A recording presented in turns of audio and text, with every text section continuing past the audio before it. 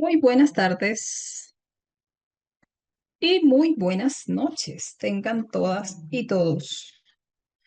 Bienvenidos a nuestra clase de hoy. Espero que se encuentren muy bien. De todas maneras, les invito a saludarme desde la mensajería. Estoy acomodándome mis ojos.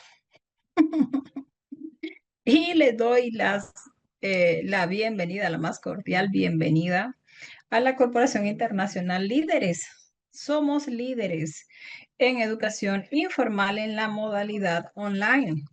Contamos con 25 años de experiencia impactando a toda Latinoamérica con educación continua, educación de calidad a costos sumamente accesibles. Les envié un audio en la mañana, en la tarde, recordándoles que la promoción es hasta hoy y también recordándoles que pueden solicitar que se les comparta el ebook. Entonces, espero que hayan concretado allí su compra y que hayan reclamado el ebook. Así que, bienvenidos y bienvenidas. Síganos en redes sociales, entérese de nuestras múltiples ofertas y de nuestro multicontenido de muchísimo valor. Nos consigue como arroba diplomados SIL. También suscríbase a nuestro canal de YouTube, donde podrá ver la clase grabada de hoy, todas las clases grabadas de este diplomado y otros contenidos que seguramente le podrán interesar.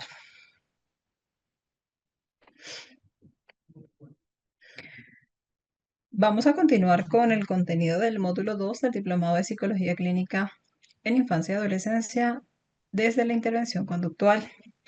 Yo soy Nairobi González, soy psicopedagoga con enfoque clínico, educadora especial con énfasis en discapacidad intelectual, magíster orientadora de la conducta y máster analista conductual aplicado, técnico registrado de conducta y entrenadora de yoga y mindfulness para niños. Supervisora de terapia ABA, formadora en diplomados, cursos y talleres, con 22 años de experiencia en áreas clínica y educativa. Me consigue en TikTok como Nairobi González G. Y en Instagram me consigue como Nairobi González Terapeuta. También me consigue en Instagram como yogainfantil.juvenil. Es la cuenta del servicio de yoga infantil, ¿no? Generalmente no me ve ahí, ve a los niños y el contenido de yoga. Donde sí me ve y donde tenemos mayor comunicación con todos los estudiantes es en el Instagram Nairobi González Terapeuta. Me puede dejar mensajes, puede reaccionar al contenido. Y si a usted le gusta el yoga y quiere conocer un poquito más de yoga, nos puede conseguir en yogainfantil.juvenil en Instagram. Nuestro módulo número 2 de evaluación y diagnóstico en psicología clínica infanto-juvenil. En el tema 1 tenemos las técnicas de entrevista y anamnesis para la evaluación clínica en infancia y adolescencia. El tema 2 son los instrumentos de evaluación psicológica y su aplicación en el diagnóstico. Y el tema 3 son los criterios diagnósticos y protocolos de observación. Este es un módulo cortito, así que esperamos que hoy podamos comenzar el módulo número 3.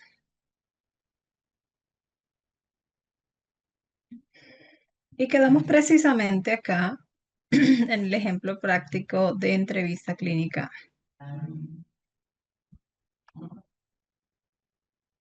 ¿Listo? Los leo. Me saludan, me saludan. Eneida dice, hemos tenido mucha lluvia en 3 días y no he salido a ninguna parte. Así que no he pagado. Ah, caray. Hola, Erika. Estaba sin luz, dice Ruth. Gracias a todos por saludarme. Vamos a ver este ejemplo. Para ilustrar el uso de las técnicas de entrevista y anamnesis, tomaremos el caso de Laura. Laura, una niña de 10 años con problemas de conducta en la escuela. Punto 1, inicio de la entrevista. Se realizará una entrevista inicial con los padres, donde se identificarán las principales preocupaciones. La madre comenta que Laura se muestra rebelde, retraída en casa, mientras que en la escuela ha tenido episodios de enojo contra otros niños. Segundo, la entrevista con Laura. Se utiliza la entrevista narrativa y se le pregunta a Laura cómo te sientes en la escuela.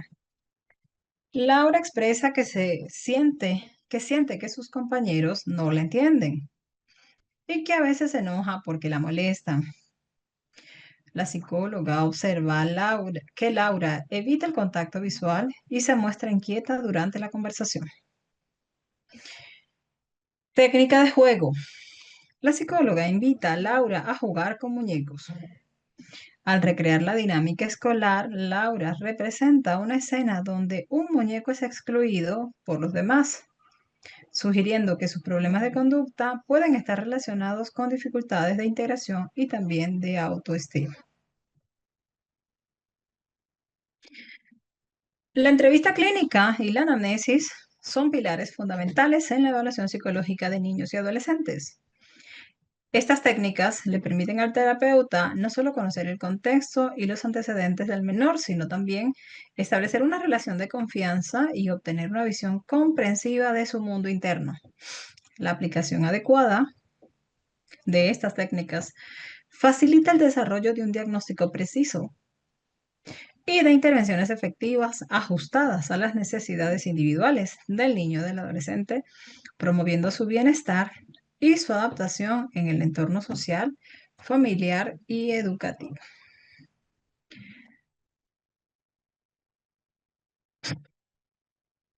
Eneida, saludos.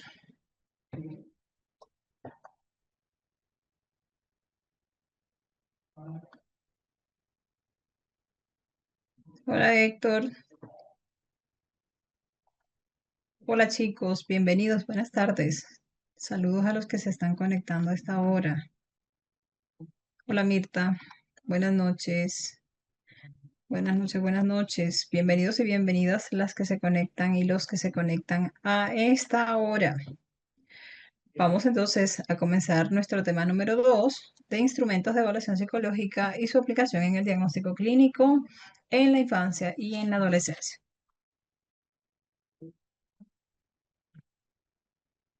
Vamos a ver un videito primero sobre evaluación psicológica en niñas, niños y adolescentes. Veo que me están escribiendo en la mensajería mientras pongo el videito. Usted, evaluación psicológica infantil, usted me puede ir dejando allí el mensajito.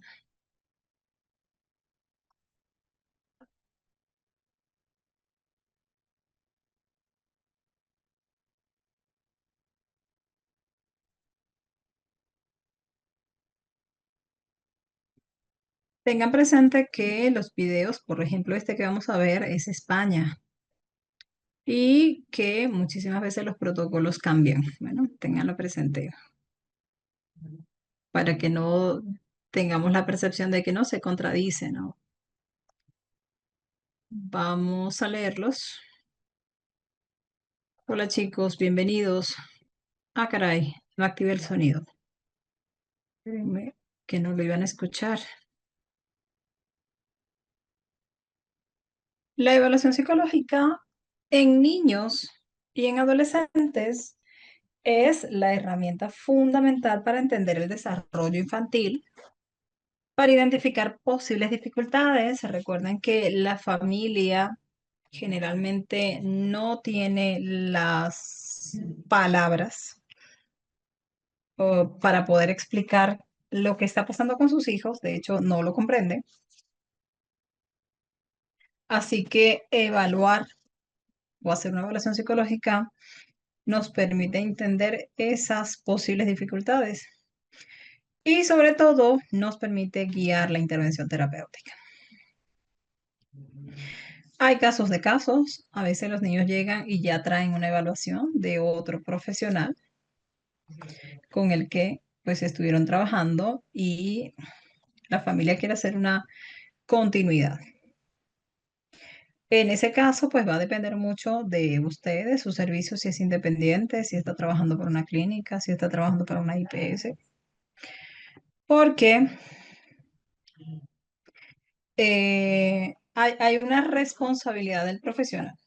O sea, si usted realiza un plan de intervención basado en la evaluación de alguien más, y si alguno de esos datos está erróneo, pues usted va a llevar la responsabilidad de eso. Posiblemente el plan de intervención no va a funcionar o la intervención terapéutica no va a funcionar porque hay datos inexistentes o datos errados. En mi transitar de supervisor he visto muchísimas cosas. ¿Ven? He visto informes que solamente tienen el nombre de del paciente o del, generalmente del paciente no, sino del cuidador. Madre Nairobi, no tiene apellido, no tiene nada más. Bueno, datos inexistentes como que tiene una discapacidad intelectual. ¿Cuál? Bueno, entonces esa información se vuelve muy relevante al momento de hacer una intervención. Porque no es lo mismo hacer una intervención para un chico que tiene una discapacidad intelectual leve que hacer uno moderado o grave. ¿No? Como vimos en la explicación de esos trastornos de desarrollo, las características son diferentes y también el pronóstico. Esta etapa de vida implica complejidades, como vimos en el módulo 1, matices únicos que van generalmente por bloques que representan edades o rango de edades, tanto por la variabilidad en el desarrollo como por la influencia de los factores, tanto contextuales como familiares. En la psicología clínica infantil del adolescente, el diagnóstico no solamente aborda los síntomas, creo que es uno de los mayores errores, abordar los síntomas. También se requiere entender el contexto del niño o del adolescente, sus características personales y el entorno en el que se desenvuelve. No es lo mismo manejar una depresión para un niño en pobreza extrema que para un niño que tenga lo básico en la vida, ¿no?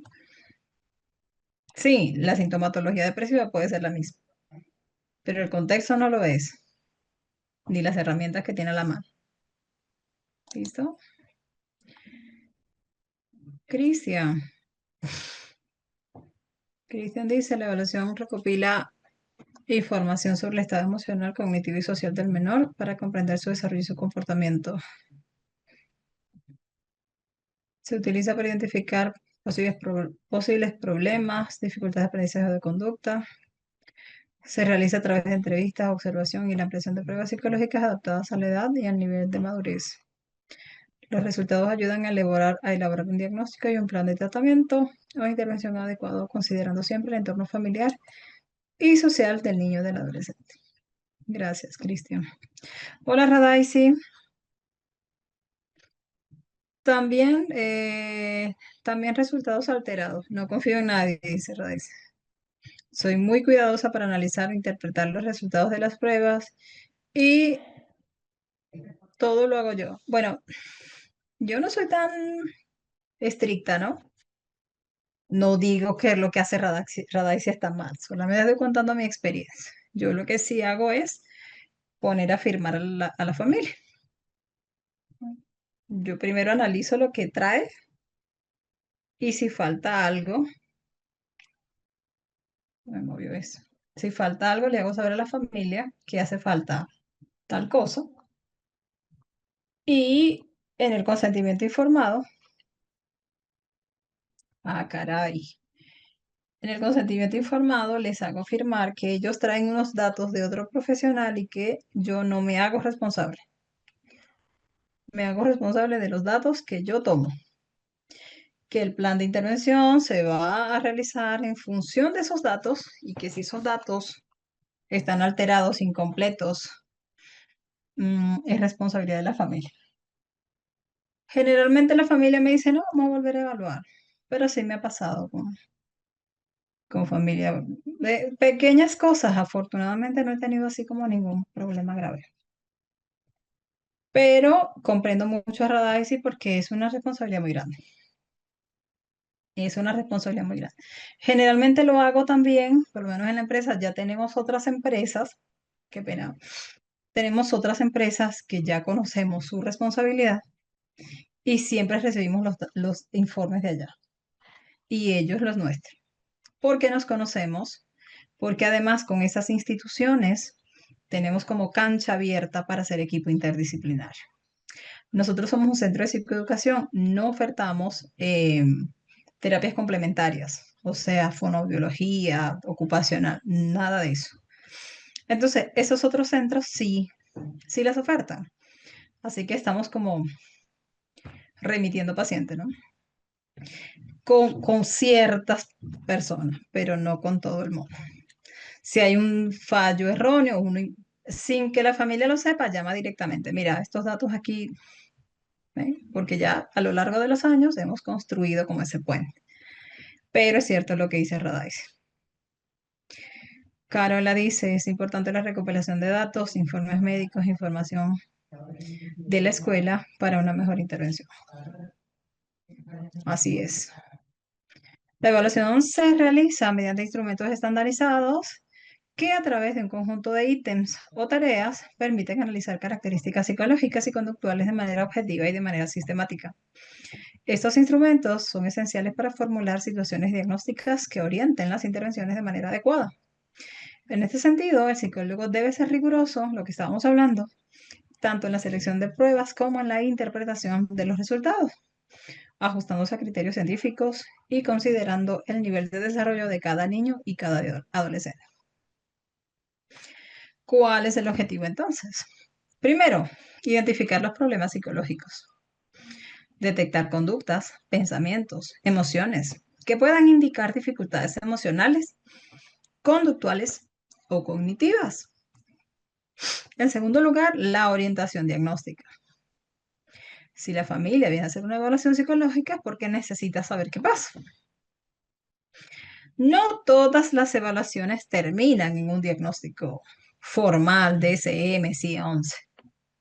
Bueno, a veces son simplemente circunstancias del infante que son difíciles de afrontar, que en la evaluación uno determina que las características no son suficientes para emitir un diagnóstico clínico, pero que sí necesita un acompañamiento psicológico para reforzar autoestima, para comprender la situación que puede estar viviendo. No toda la persona o no todos los niños que pasan por psicología clínica de infancia y adolescencia terminan en un diagnóstico clínico. Pero sí se espera que el psicólogo pueda formular un diagnóstico basado en los criterios específicos y las clasificaciones internacionales, como el DSM-5, TR y la CIE-11. Otro objetivo es la planificación de la intervención. Es tan importante la evaluación, los datos de la evaluación. Yo me aterro cada vez que veo un informe psicológico de 2 hojas o de hoja y media, porque ahí no hay datos para hacer un buen plan de intervención. Porque es que una evaluación debe ser detallada. Me está dando las bases para crear un plan de intervención. Hablo de infancia y adolescencia. Entiendo que la psicología clínica es diferente a la psicología clínica de infancia y de adolescencia. Es preocupante ver esos informes que media hoja tiene los datos del niño y la otra media hoja y otro pedacito son los resultados de evaluación. Preocupante. Entendamos que la identificación de la problemática en psicología son nuestras bases para planificar la intervención. Es decir, Vamos a proporcionar datos que permitan definir los objetivos de intervención y seleccionar los procedimientos que permitan subsanar esta problemática que se ha identificado. Y por supuesto, como todo en clínica, hay que hacer un seguimiento y también un ajuste de tratamiento. ¿Qué quiere decir esto? Que se evalúa la eficacia de las intervenciones que estamos aplicando. Bueno, mediante el monitoreo de los cambios que vaya presentando el paciente durante el tiempo de tratamiento. Eneida dice, es muy delicado dar un resultado. Una vez me llegó uno tan errado y hoy la chica tiene 2 carreras universitarias y va muy bien. Realmente no me gustó el diagnóstico desde lo que leí. Y ahora que Neida lo dice, debo sensibilizarlos en la importancia del diagnóstico clínico acertado. Y sobre todo esto, en mi trabajo de supervisión, los psicólogos me dicen, pero es que yo tengo que dar un diagnóstico. No, usted no tiene que dar un diagnóstico. No, pero lo doy al menos no especificado. No, si las características no están, usted no da un diagnóstico. Usted simplemente explica la problemática y la necesidad de apoyo que tiene ese niño desde la psicología de infancia y adolescencia. ¿Por qué es tan importante? Trabajamos desde la psicología infantil, se trabaja multiprofesionalmente. Usted lo puede entender, pero ese informe no se va a que ese informe no es para usted, ese informe es para los demás. Entonces, hay cosas que yo puedo saber, pero que los demás no deben saber. Por ejemplo, tengo un chico con TEA que está vinculado a la universidad. La universidad pidió un informe para brindarle los apoyos universitarios. Y yo le dije, no envíe eso. No, pero es que yo no envíe eso. Yo le voy a hacer uno pedagógico, uno que hable de barreras, uno de... ¿Por qué? Porque en esa evaluación hubo un problema de consumo. Entonces, fíjese cómo ese diagnóstico puede afectar una situación actual que es su prosecución universitaria, que ya no existe la problemática.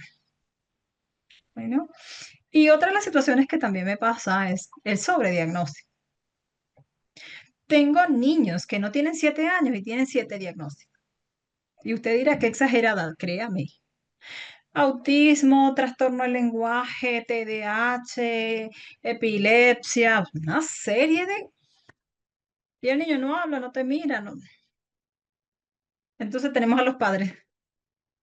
No, no trabajo porque tengo que llevarlo a fono, a no sé qué más, al caballo, a la piscina, al padre en burnout, un niño que no avanza en 1000 terapias porque tiene sobrediagnóstico.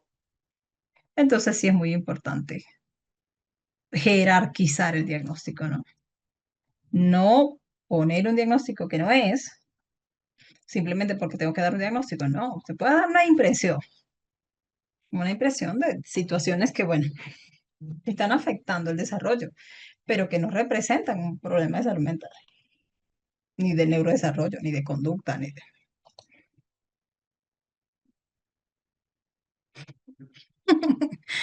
De ahí se me acuerda de usted. Muy de acuerdo con usted. Se puede encasillar fácilmente con un diagnóstico. Por ejemplo, el tema de TEA. ¿Para qué dar un diagnóstico de, por ejemplo, pragmatismo del lenguaje? Si sabemos que el TEA ya tiene consigo un déficit persistente en la sociocomunicación, en la reciprocidad de la sociocomunicación. ¿Para qué dar un diagnóstico aparte de trastorno de la reciprocidad social? Y con TEA también me pasa mucho, otros 2 diagnósticos. Selectividad alimentaria. El mismo TEA te explica que hay intereses intensos, repetitivos, restringidos, y ahí se puede explicar. Y otro que también me pasa en TEA es el de trastorno del procesamiento sensorial. También lo incluye el TEA. ¿Para qué dar 4 diagnósticos cuando puedo dar uno solo y explicarlo detalladamente?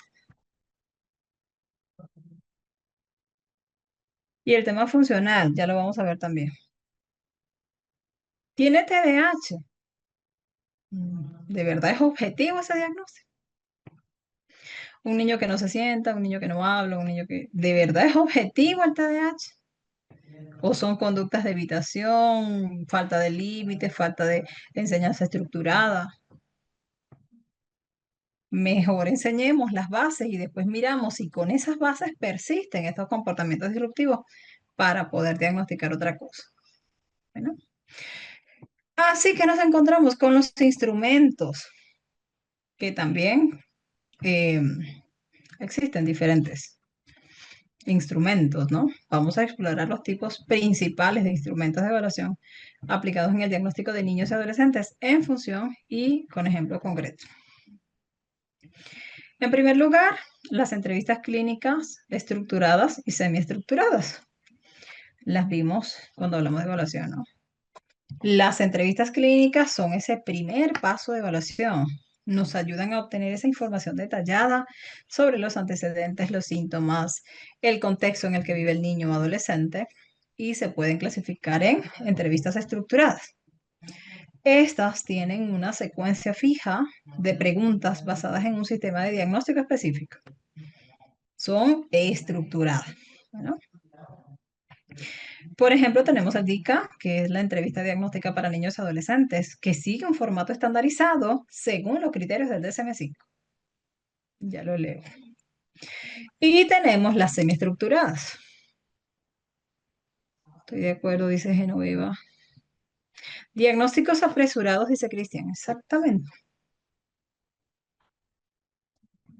Las entrevistas semiestructuradas ofrecen cierta flexibilidad. Usted las puede alternar. Puede usar hasta cierto punto unas o con ciertos miembros de la familia o de la escuela o con el mismo niño y otras con otro, ¿no? ¿No? Por ejemplo, hay familias que no saben explicar bien. Me pasa mucho como con los abuelitos. Espérenme que se me descarga la portátil. Y allí se vuelve a cargar. Que no saben cómo explicar muy bien, entonces uno necesita como una guía más directa, pero van a haber otras personas que tienen mayor eh, habilidad de hablar, de contar, de explicar. Y estas entrevistas semiestructuradas nos permiten esa cierta facilidad para explorar áreas que se consideran relevantes, ¿no? Y también pasa demasiado que uno está luchando contra reloj cuando estamos en EPS o clínica, seguro médico, hospital, por el software. El software nos da un tiempo, 20 minutos generalmente, 30 minutos. Y este entrevistado habla de cosas que no es lo que tú quieres preguntar, que de repente sí son datos que son importantes para el entrevistado porque es su forma de llegar a una conclusión y te lo dicen. Ya va, pero déjame que te explique. Y uno está como luchando contra el tiempo porque sabe que en 30 minutos se va a cerrar el software médico. Las entrevistas semiestructuradas nos permiten hacer como cierta apertura de que esta persona no se sienta vulnerada en sus derechos y también dar un trato más humanizado, pero rescatar donde me quedé. Bueno, entonces tenemos, por ejemplo, estas están en inglés, pero los van a encontrar con ese abreviativo. El CASAT-PL. Bueno, esta es una entrevista para mirar desórdenes afectivos y esquizofrenia. ¿No? Este, por ejemplo, se utiliza para evaluar trastornos del estado del ánimo y otros trastornos psiquiátricos. Por ejemplo, un niñito de 8 años presenta síntomas de ansiedad, como evitar situaciones sociales y preocupaciones constantes. Y a través de la entrevista semiestructurada, el psicólogo puede explorar un poquito más allá de los síntomas observados y detallar tanto el inicio de la aparición de los síntomas, la intensidad y la posible causa.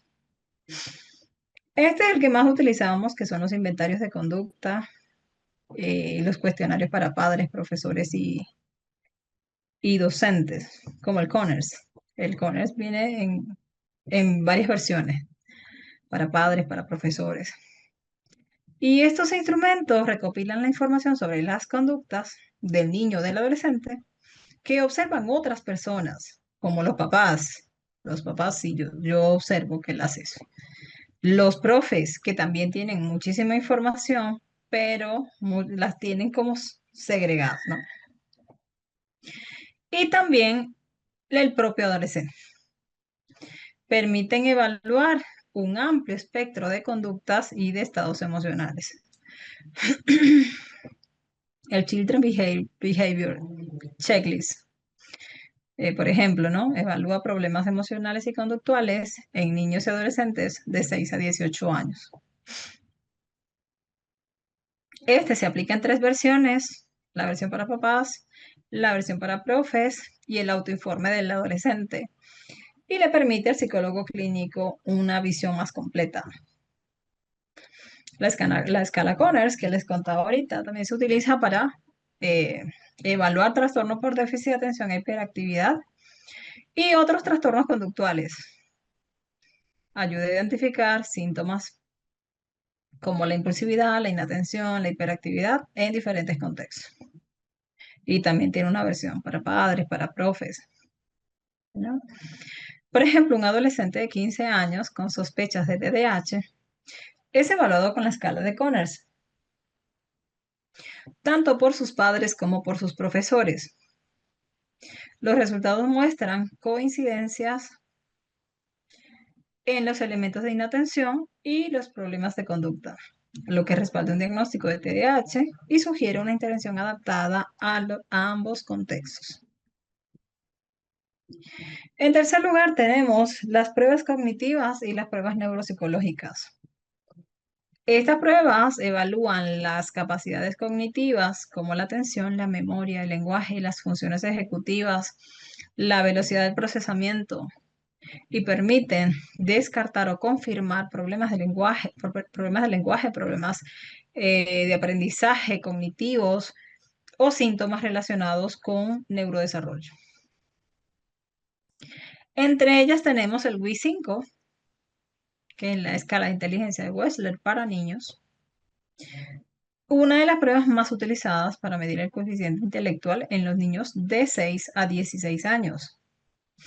Evalúa distintos índices, el verbal, visoespacial, memoria de trabajo, entre otros, y le ofrece al psicólogo un perfil completo de las habilidades cognitivas.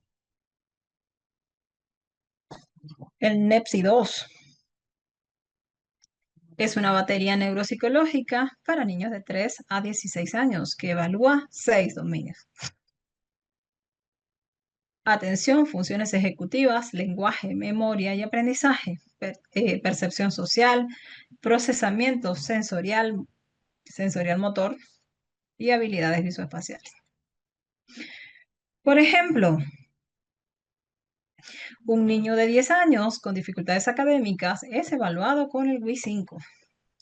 Los resultados revelan el índice de razonamiento visoespacial bajo en comparación con su índice verbal, sugiriendo una posible dificultad en habilidades visoespaciales, lo que puede orientar intervenciones específicas en esa área de habilidades visoespaciales. Otros instrumentos son las escalas de evaluación socioemocional. La evaluación de los aspectos socioemocionales es vital en la clínica infantil y del adolescente para detectar problemas como ansiedad, depresión, habilidades sociales y de regulación emocional. Una de las más conocidas es la escala de ansiedad infantil de Spencer, que es un cuestionario que mide síntomas de ansiedad en niños y adolescentes, clasificándolos en diferentes tipos de ansiedad, como ansiedad social, ansiedad por separación, ansiedad generalizada. También tenemos el inventario de depresión infantil de Kovac. Este es un instrumento autoinformado que evalúa síntomas depresivos en niños y adolescentes. Aporta una medida cuantitativa de la gravedad de los síntomas depresivos. Por ejemplo, una niña de 12 años presenta síntomas de tristeza y aislamiento social. La aplicación del inventario de depresión infantil de COVAX revela un puntaje elevado en síntomas depresivos, indicando la necesidad de iniciar una intervención focalizada en esa área. Por supuesto, la observación directa y el registro conductual. La observación directa en distintos contextos es una técnica valiosa para obtener información sobre la conducta del niño o del adolescente en situaciones reales. Y esto le permite al psicólogo evaluar conductas en función de sus antecedentes y sus consecuentes, que es el modelo ABC. Lo vamos a ver en la terapia conductual. Es muy útil en casos de problemas de comportamiento. La observación estructurada, bueno, el psicólogo utiliza listas de verificación o escalas para registrar comportamientos específicos que está emitiendo el niño. Por ejemplo, el sistema de observación de la conducta del aula, que es el COS, bastante conocido en la psicología educativa, porque ayuda a monitorear la conducta en el contexto escolar. El registro narrativo, que es donde el profesional describe detalladamente la conducta del niño en una situación determinada, sin estructurarla previamente en categorías. Por ejemplo, un niñito de 4 años muestra agresividad hacia sus compañeros en el aula. El psicólogo realiza una observación estructurada con el COS, identificando que las conductas agresivas ocurren después de situaciones de frustración en el juego, lo que indica la necesidad de trabajar en habilidades de regulación emocional.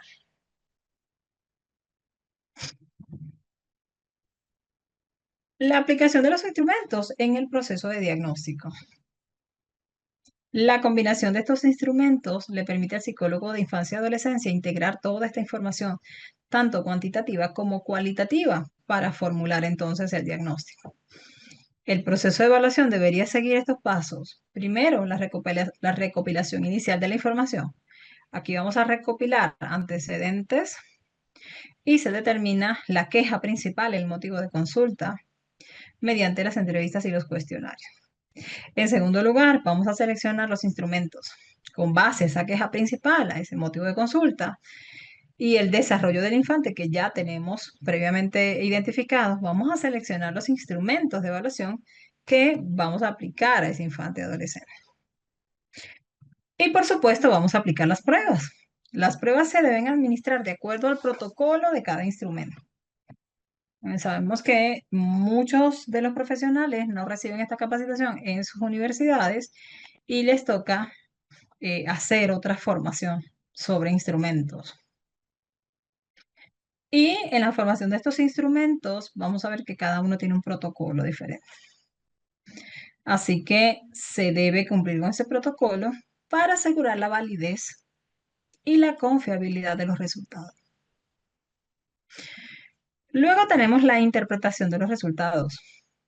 Aquí vamos a integrar los resultados de los instrumentos aplicados y se contrastan con los criterios diagnósticos que nos plantea DSM-5 o la CI-11. Con estos datos y que se supone que hasta este punto es donde vamos a realizar un informe de resultados que no contiene este diplomado porque es bastante, es otro taller, ¿no? De lo que es la redacción del informe psicológico clínico. Pero con estos datos ya y con la interpretación de resultados y el diagnóstico o el resumen diagnóstico, ya podemos realizar el informe de resultados. Con esos datos organizados es que vamos a planificar la intervención. Ya con el diagnóstico formulado, vamos a diseñar un plan de intervención adecuado para dar manejo oportuno a las necesidades del infante y del adolescente. La evaluación psicológica infantil tiene consideraciones éticas y también científicas. Debe realizarse bajo principios éticos estrictos, como el consentimiento informado, la confidencialidad, la interpretación cuidadosa, lo que nos decía Radaisi, objetiva, de los resultados y el respeto por los derechos del niño. Discúlpeme que me dio como una alergia. Entre el respeto por los derechos del niño, tenemos que considerar lo que hablábamos en una de las clases de esta noche, que el niño, tanto el niño como el adolescente, tienen el derecho a saber lo que pasa con su vida.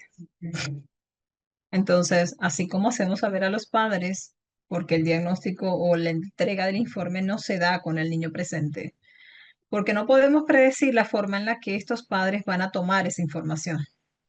Y en este mismo orden de respeto de los derechos del niño, pues la idea no es que el niño tenga un evento traumático si los padres no aceptan esos resultados. Entonces, siempre que socializamos resultados, eh, pues es cosa de adultos, ¿no? Pero en el momento de la intervención, el niño debe saber lo que pasa con su vida. Si esto es relevante, si el niño tiene las capacidades para comprenderla, también. Básicamente, en líneas generales, debemos respetar los derechos del niño. ¿Cómo lo hacemos? Básicamente con psicoeducación. La actualización constante en cuanto a los instrumentos validados y el criterio de diagnóstico es esencial para la práctica basada en evidencia. Es una consideración ética y científica que el psicólogo esté actualizado. Da todavía cringe, como dice mi hijo, que están teniendo DSM-5, 13 años creo que tiene ya, eh, vigente. Todavía hay psicólogos diagnosticando con síndrome de Asperger, ¿no? Em, con lo que me decían ayer, lo de el mutismo selectivo del lenguaje. Mire, hay que ser ético y científico. Ya esos diagnósticos no existen. Fueron reemplazados por otros. Hay que estar actualizado en los instrumentos validados. Mire, por ejemplo, el A2, ya tenemos A2.2. Ya yo no puedo seguir aplicando A2. Vuelvo y digo, me da cringe, como dicen mis hijos, cada vez que me llega una prueba, un WIS 4. Le aplicamos WIS 4, ¿por qué? Si ya tenemos un WIS 5 hace rato. Bueno, entonces, la actualización de los instrumentos, de los criterios diagnósticos es esencial para llevar realmente una práctica basada en evidencia.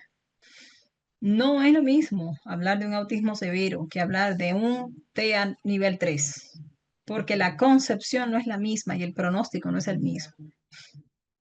¿No? Esto garantiza un enfoque científico en beneficio del desarrollo integral del niño, niña o adolescente. En conclusión, el uso de los instrumentos de evaluación psicológica en el diagnóstico de problemas emocionales, conductuales y cognitivos en la infancia y la adolescencia es un proceso. Cuando hablamos de proceso, hablamos de tiempo. Y es importante que la familia sepa que se va a tardar. Es más, si podemos predecir la cantidad de sesiones, mucho mejor. Si podemos decirle, mira, son cosas que nos permite la experiencia. Por ejemplo, usted dice, bueno, voy a aplicar un WIS, me llevo una sesión de 3 horas, voy a aplicar, y uno va haciendo como cuentas, ¿no? Como cuántas sesiones voy a necesitar. Este día entrevisto a los padres, media hora con la abuela, luego entrevisto tal, el otro día voy para el colegio. Uno hace, mira, este protocolo de evaluación tiene 6, 7 sesiones, 8 sesiones. Explicar a la familia que es un proceso, que necesito tiempo. Otra de las cosas que me dicen, ¿lo puedo hacer un día? No, no, mire, lo recomendable es que también nos demos tiempo, ¿no? No es que hoy hago esto, mañana hago esto, aplico la prueba. No, no es tan así. El ser humano es complejo. La infancia es compleja, requiere tiempos, ¿no? Requiere espacios. Es un proceso y es multidimensional. Requiere rigor, requiere conocimiento de los ítems del desarrollo infantil, de la aplicación de pruebas, de la actualización diagnóstica, de herramientas terapéuticas y casi siempre los profesionales cuando llegan a supervisión y cuando llegan a estos espacios de capacitación, se preocupan es por las estrategias. No, deme estrategia, deme estrategia. Mire, estrategias sobran en Internet. Usted escribe, deme una estrategia, 300 millones de estrategias, pero ¿cómo la va a usar éticamente? ¿Cómo la va a saber aplicar a ese infante? Es súper importante. Bueno, multidimensional, rigurosa, que tenga conocimientos actualizados y que se adapte a las necesidades específicas de cada niño, niña, adolescente. A través de estos instrumentos, el psicólogo puede detectar dificultades, puede guiar el tratamiento, puede ofrecer apoyo tanto a los menores como a sus familias, contribuyendo al bienestar integral y al sano desarrollo. Los leo. Wendy, tengo un paciente de 11 años, llegó con su diagnóstico de a nivel 1. Ella se niega a aceptar ese diagnóstico porque ella no se comporta como su hermano y un amiguito que son menos funcionales. Estamos trabajando en la aceptación del diagnóstico. Tiene 11. Yo te sugiero una buena psicoeducación. A mí me gusta la psicoeducación porque la psicoeducación no te dice tú tal cosa, te muestra. Y el otro dice, ay, vea, pues yo hago esto, yo hago eso. Entonces es una forma, siento que muy respetuosa de decirle al otro, mira, no es que yo lo diga, es que mira estas características en tu vida. Y a mí particularmente me gusta hacer la psicoeducación, primero personalizada, o sea, presencial. Y si la hago por acá, online, trato de poner como muchos videos para que la gente vea, ¿no? Que en algún momento yo hice eso o que a mí me está pasando eso. Estamos trabajando psicoeducación, dice, dice Wendy. Y con los niños es maravilloso, porque ellos utilizan otros recursos, juegos, los muñecos, pintar la emoción, pintar un recuerdo de cuando estaban aleteando, por ejemplo, que se encontró aleteando y dijo, wow, estoy aleteando. Entonces son otros instrumentos que hacen eh, más respetuoso y más fácil de digerir en los chicos. Vamos a ver entonces los criterios diagnósticos y los protocolos de observación. Regálenme un momentico. Voy a ver si no tengo video.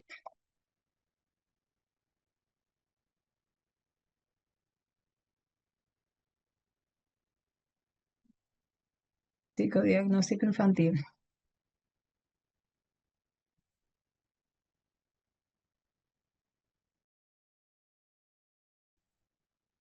Los criterios diagnósticos son guías que ayudan al clínico a identificar un conjunto de síntomas o comportamientos que encajan dentro de un diagnóstico particular. En el caso de los niños y los adolescentes, los sistemas de clasificación más utilizados son el DSM-5-TR, que es el Manual Diagnóstico y Estadístico de los Trastornos Mentales, versión 5, revisado, ya está revisado, y la CIE-11, que es la Clasificación Internacional de las Enfermedades en la 11ª edición. Entonces, encontramos la evaluación diagnóstica y, por supuesto, la importancia. Evaluar al niño y al adolescente implica tener en cuenta tanto sus características individuales como el contexto en el que se desenvuelve. Los criterios diagnósticos están diseñados para ayudar a identificar los siguientes aspectos. Primero, la naturaleza y la gravedad de los síntomas. Permiten determinar si los síntomas cumplen con un umbral clínico que sugiere la presencia de un trastorno o no. Es decir, no hay suficientes datos que me permitan eh, asegurar la presencia de un trastorno. En segundo lugar, la duración y la consistencia. Estos manuales nos dan un tiempo de duración, lo vimos con los trastornos del neurodesarrollo, pero no solamente ocurre con ellos, sino con todos los cuadros clínicos que aparecen en los manuales. De, por ejemplo, Cuando hablamos de los trastornos de tics, deben tener más de un año. Cuando hablamos de TDAH, las características deben estar presentes más de 6 meses. Y así, ¿no? La persistencia de los síntomas es un indicador clave. Por ejemplo, para diagnosticar TDAH, los síntomas deben estar presentes durante al menos 6 meses. En tercer lugar, el impacto funcional. Es importante evaluar el impacto de los síntomas en las actividades diarias del niño o del adolescente. Principalmente las actividades diarias. ¿Cómo repercuten en el día a día? Ya el niño no es el mismo, ya no hace lo mismo, evita situaciones, realiza comportamientos que antes no realizaba, ha dejado intereses que antes eran muy importantes para su vida. En segundo lugar, el rendimiento escolar. La psicología clínica de infancia y adolescencia va agarrada de la mano de la escolaridad, porque es una psicología para niños y adolescentes. Los niños y adolescentes estudian, deberían, es su derecho. Así que siempre que hablamos de psicología clínica de infancia y adolescencia, vamos a tener un componente educativo. Primero, el impacto en las actividades diarias. Segundo, el rendimiento escolar. Y tercero, las relaciones sociales. Los leo.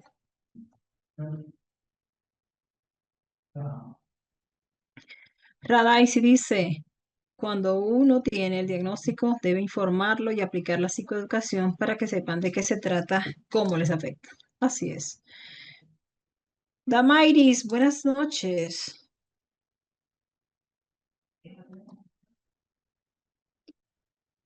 Principales trastornos en niños y adolescentes.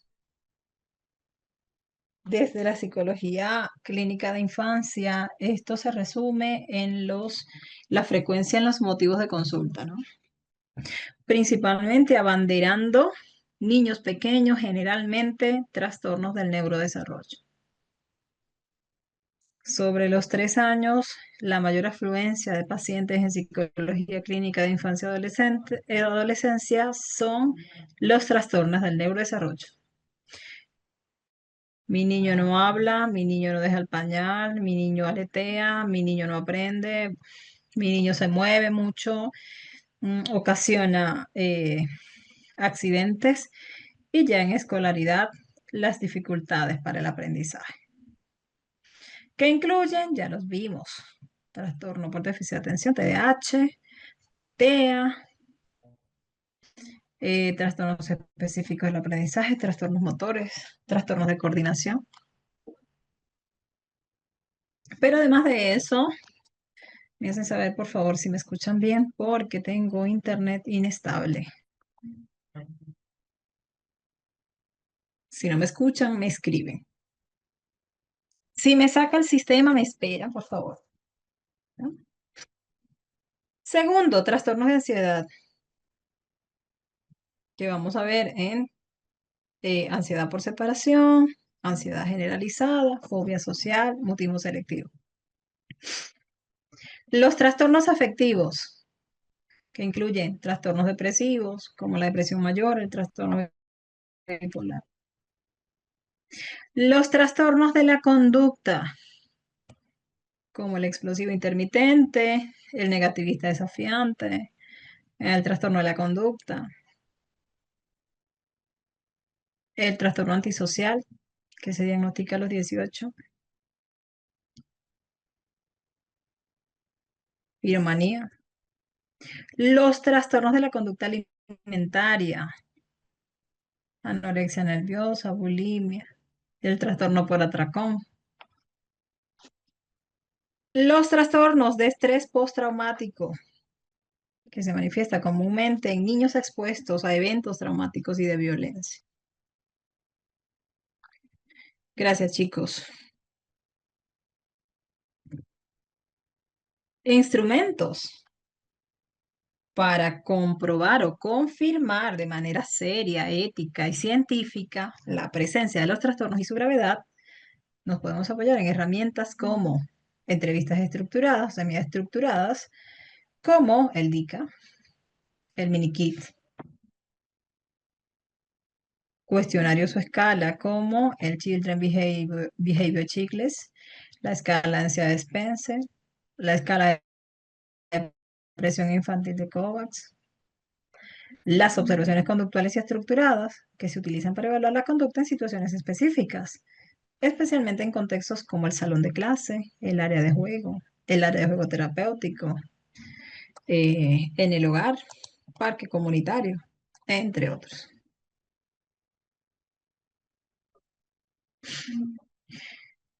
El segundo punto son los protocolos de observación en psicología clínica infantil y de la adolescencia. La observación. La observación es una técnica clave en el diagnóstico infanto-juvenil, ya que los menores generalmente no son capaces de expresar con claridad sus emociones o los síntomas que los padres están observando. Entonces, podemos utilizar la observación directa, que es donde el clínico observa al niño o adolescente en un entorno clínico o en otro contexto, pero controlado, como la casa y la escuela, específicamente el salón de clase. En segundo lugar, la observación naturalista, que se lleva a cabo en el entorno natural del niño, como la escuela, el hogar, y permite al clínico evaluar la conducta en situaciones cotidianas, es decir, no la dirección, no la planifica para ver qué pasa en ese contexto como la directa. Y la observación participativa. El terapeuta interactúa con el niño para observar sus respuestas en situaciones de juego, que es útil en el trabajo con los chiquis, con los niños pequeños. Pero también tenemos los protocolos estructurados de observación. Estos protocolos de observación estructurada están diseñados para evaluar comportamientos específicos de manera sistemática e incluyen protocolo de evaluación del comportamiento infantil. Se evalúa la conducta en diferentes contextos y permite identificar tanto fortalezas como dificultades. El protocolo de A2, que les contaba que ya estamos en el A2-2 revisado. Esta es una escala de observación para el diagnóstico del trastorno del espectro autista. Entonces, este protocolo se utiliza para observar y evaluar los síntomas del espectro autista en situaciones bien estructuradas clínicas de interacción entre el psicólogo y el infante adolescente, que presume TEA. El protocolo de observación en la interacción de padres a hijos. Este sirve para evaluar las dinámicas familiares y observar los patrones de comportamiento específicos en las interacciones de los padres con sus hijos o del padre con su hijo. ¿Se desconectó? Confírmeme, porfa, si me escuchan, no me escuchan. Que estoy yo aquí, hable y quizás nadie me escuche.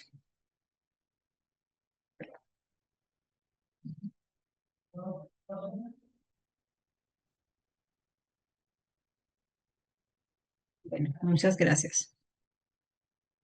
Gracias, gracias. Vamos a esperar un ratico para abrir la cámara, porque cuando está así, con fallas de internet, generalmente, si abro la cámara, se queda pegado, se pixela, hasta me saca. Factores claves en la observación clínica. Primero el contexto, ¿no? El contexto del comportamiento. El comportamiento de un niño puede variar significativamente entre el hogar, la escuela y el consultorio clínico. Cuando hablamos de niños y adolescentes, es válido que la familia diga, mi hijo no hace eso en mi casa. Y los profes atacados. Eso es mentira, esa señora miente. Tengo niños que son un santo en la terapia, pero fuera de esa terapia, Dios mío, y los he visto porque he ido a sus colegios y allá son otro. Y en la entrevista con los padres, generalmente el padre dice, venimos porque el profesor nos dice que nuestro hijo hace esto y esto y esto, pero nuestro hijo jamás, nunca hace eso en casa. Dama Iris dice, los instrumentos de evaluación estandarizados son esenciales porque permiten diagnosticar con trastorno y conocer la gravedad. Gracias. Usuario de Zoom, República Dominicana ha estado lloviendo mucho, la señal está mal. Bueno, aquí siempre llueve, la verdad. Ya me acostumbré. Hoy no pude llegar a un lugar por el que la lluvia no me dejó. Aquí llueve tan fuerte que usted tiene que, y hasta existen lugares donde uno se estaciona hasta que pase la tormenta, porque a ratos es muy fuerte y pueden haber accidentes. De hecho, quitaron los árboles de las vías principales por si se cae uno y le caen los autos. O sea, aquí llueve demasiado. Todos los días llueve.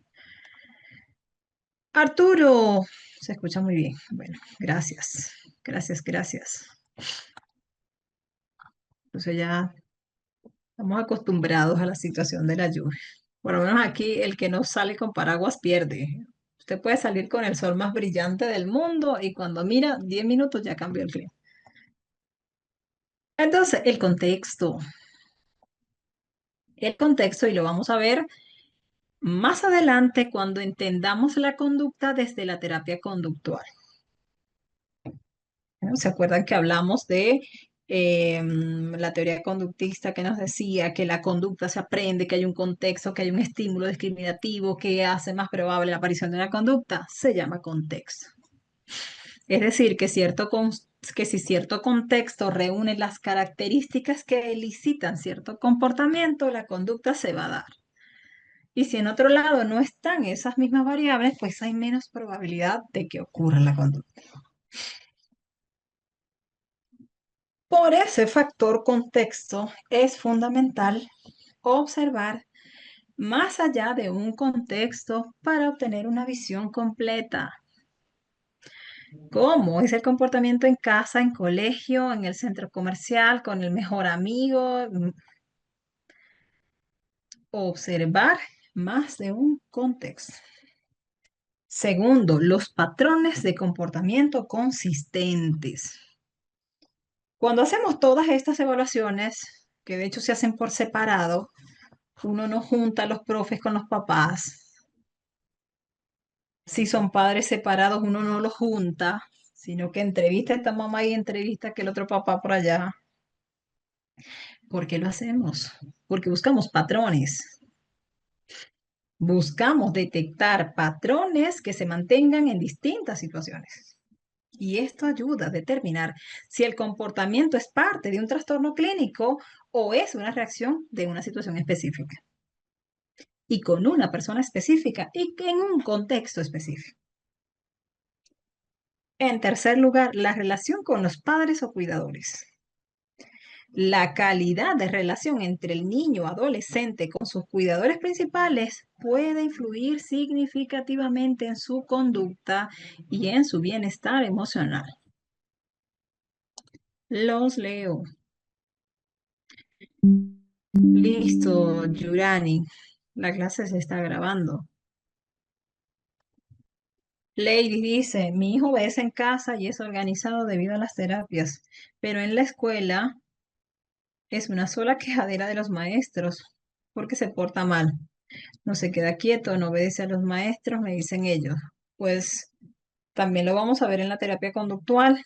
Uno de los principios de la terapia se llama generalización, que consiste en que las habilidades que el niño ha logrado en un contexto, en este caso el contexto del hogar, se trasladen a otro contexto, es decir, se trasladen al colegio. Las estrategias que a ti te han servido deberían capacitar a los profes que lo enseñan, que lo cuidan en el colegio, para que ellos hagan lo mismo adaptado al contexto educativo. Se debió trabajar al mismo tiempo en el que te enseñaban a ti a criarlo. Se debió trabajar al mismo tiempo, enseñar a los profes a educarlo. No es la lluvia habitual, dice Diana. Estamos en medio de tormenta Melida. Ah, caray. Tenemos 3 días sin labores. Ya, comprendo. Muchas gracias.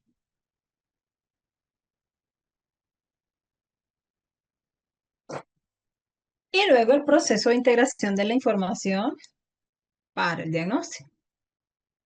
Volvemos, una vez recolectada la información mediante criterios diagnósticos y protocolos de observación, es necesario integrarla en un proceso sistemático para dar un diagnóstico. Primero, revisamos la historia clínica para analizar esos antecedentes familiares, médicos, educativos. La entrevista clínica, la entrevista con el niño o adolescente, con sus padres, con sus profesores, nos van a ofrecer una perspectiva detallada de la situación. La interpretación de las pruebas que aplicamos y la interpretación de nuestras observaciones que tenemos por allá registradas. Comparamos los resultados de las pruebas estandarizadas con los datos que observamos y la interpretación de las entrevistas. La consulta con otros profesionales. Siempre es recomendable y especialmente en casos complejos, compartir información con los profes, los pediatras, otros profesionales que puedan aportar una visión más amplia del caso. Y 5, la conclusión diagnóstica. Después de analizar todos esos datos, el clínico emite un diagnóstico basado en los criterios establecidos por los manuales de diagnóstico y, de ser necesario, elabora un plan de tratamiento. ¿Qué tenemos que saber del plan de tratamiento? Va a depender del protocolo general de la institución con la que trabajamos. Por lo menos pues, trabajando para el hospital nos exigía plan de tratamiento. ¿Por qué? El hospital goza de un renombre, ¿no? De hecho, las personas teniendo acceso a salud eh, paga y supuestamente especializada, siempre tomaban la cita en el hospital, porque los profesionales del hospital siempre estábamos siendo actualizados por el hospital. Entonces las personas, como para ir a lo seguro, en vez de irse a su seguro médico, se iban para el hospital. Más incómodo, pero más seguro. El hospital, al ver esa cantidad de pacientes, necesita liberar espacios. Por ejemplo, a estas alturas ya hay pacientes para febrero, marzo del otro año agendados. Entonces el hospital necesita liberar espacios. ¿Qué pasa con estas personas que solo quieren una evaluación objetiva, científica, mejor dicho, segura? Que sean profesionales expertos, ayudados o con la ayuda de un software médico. Estas personas no quieren intervención en el hospital, no van a tomar las terapias de rehabilitación del hospital, las van a pagar aparte, pero las van a buscar teniendo el plan de intervención que les da el hospital. Entonces el hospital nos exigía emitir informe y emitir plan de intervención. Este se fue con su plan, nunca agendó un proceso terapéutico, psicoterapéutico, nunca lo hizo. Se fue a buscar un profesional independiente, se consiguió a Radaisy, hicieron por allá negocios y Radaisy llevó el caso. ¿Sí? Pero en las instituciones privadas no pasa así. Actualmente nosotros no podemos entregar en la privada, no podemos entregar plan de intervención. El plan de intervención solamente se le entrega a la persona que va a tomar el procedimiento. ¿Por qué? Porque hacer un informe con ayuda de un software te lleva, no sé, 2 horas, por ejemplo. Y hacer un plan de intervención con todos los procedimientos, los tiempos, los criterios de logro, no sé qué más. Te lleva otras 2 horas. Serían 4 horas que este profesional deja de producir, pasar consulta, aplicar evaluación, para no tener la seguridad de que este paciente realmente vaya a llevar ese procedimiento. Entonces, generalmente lo que se hace en este lado del mundo es emitir el informe con recomendaciones. Entre las recomendaciones, elaborar un plan de intervención detallado con todos los procedimientos y no sé qué más, para que cuando ese paciente realmente quiera llevar un proceso psicoterapéutico, ya tenga las bases listas para que el otro profesional cree el plan de intervención y lleve el proceso terapéutico.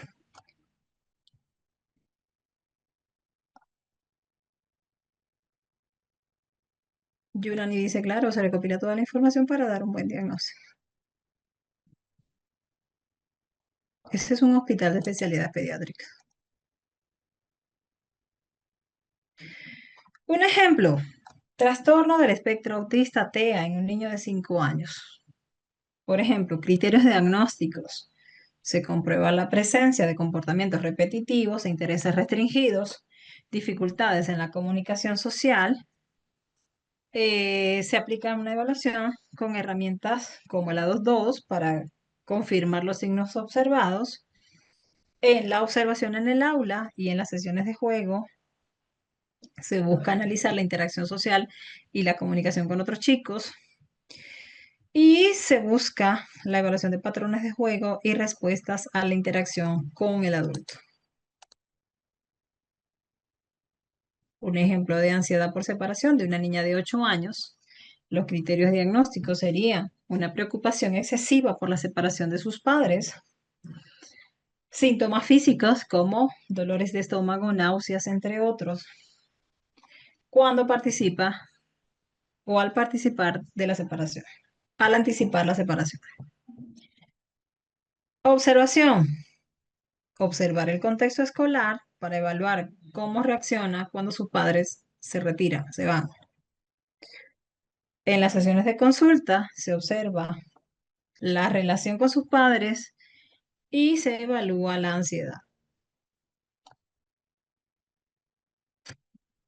Un ejemplo para trastorno de la conducta, específicamente trastorno negativista desafiante. El criterio diagnóstico sería un patrón de comportamiento desafiante.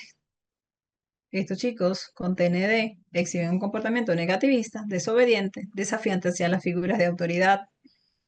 Y para ser diagnosticados, estos comportamientos deben estar presentes durante al menos 6 meses y no pueden ser explicados por otros trastornos como el déficit de atención con hiperactividad. Se debe evaluar las características emocionales como la irritabilidad frecuente, el resentimiento y la tendencia a culpar a otras personas por las cosas que ellos hacen. Mirar también el impacto funcional. El trastorno afecta negativamente al rendimiento académico, las relaciones con la familia y la interacción con los compañeros de clase o con los pares. La observación se hace en el entorno escolar. Se observa que el niño muestre una conducta de constante oposición a las instrucciones del profesor, que rechace el trabajo en equipo y con frecuencia culpe a los compañeros cuando algo sale mal. También se observa el entorno familiar. En el hogar es común que discuta con los padres y con los hermanos y manifieste actitudes despectivas y de resistencia para cumplir las normas básicas como realizar tareas domésticas o escolares o actividades en la familia. Un ejemplo de un trastorno afectivo, por ejemplo, específicamente trastorno depresivo mayor. En los criterios de diagnóstico tenemos un estado de ánimo deprimido o irritabilidad. En los niños, la depresión puede manifestarse a través de la irritabilidad en lugar de la tristeza, como se ve en los adultos. Segundo, que perdió intereses o placer en actividades que antes disfrutaba mucho. En los niños se nota la disminución significativa del interés en actividades recreativas, juegos que antes el niño disfrutaba, o socialización con otros que antes disfrutaba. También en el criterio diagnóstico debemos buscar síntomas físicos y conductuales, como por ejemplo una fatiga constante, problemas de concentración, cambios en el apetito, alteraciones en el ciclo del sueño y en algunos casos pensamientos recurrentes de muerte. La observación entonces la dirigimos al entorno escolar. Por ejemplo, la niña de 14 años ha experimentado una disminución en el rendimiento académico. Quiere decir que antes rendía bien, mostrando una falta de motivación y problemas para concentrarse en el colegio. La observación también se hace en el entorno escolar. En casa sus padres observan que ha perdido el interés en actividades recreativas y sociales que antes disfrutaba, como practicar deportes y salir con sus amigos. La adolescente pasa gran parte de su tiempo en su habitación, manifiesta cansancio constante y ha perdido peso por la falta de apetito. Un ejemplo sobre trastorno de la conducta alimentaria, trastorno de la alimentación, específicamente anorexia nerviosa. Los criterios diagnósticos van direccionados a la restricción de la ingesta de alimentos.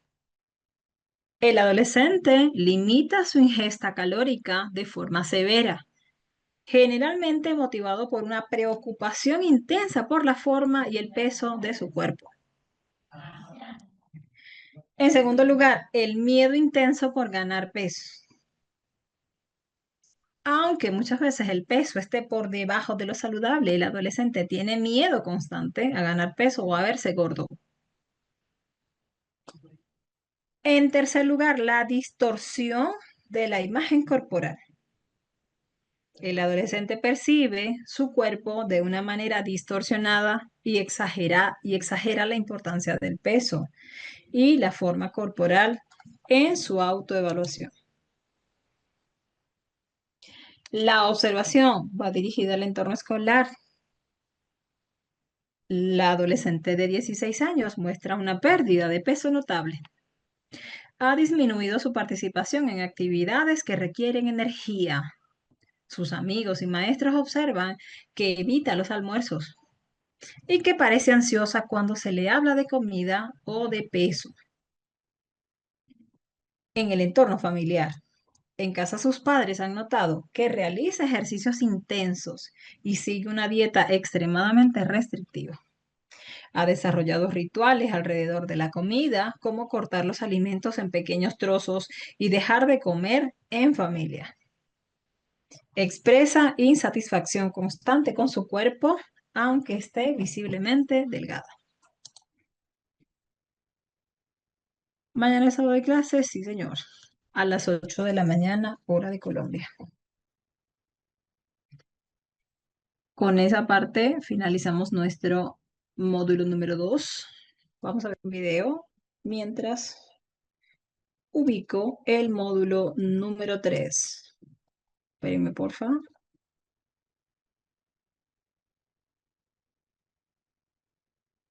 Déjenme cerrar esto. La clase de mañana es de 8 de la mañana a 11:30 de la mañana, hora de Colombia. Comparto video.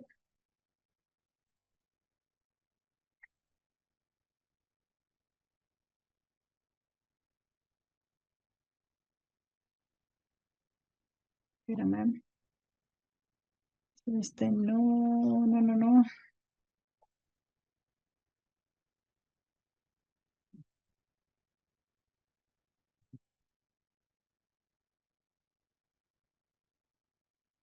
Ya les comparto.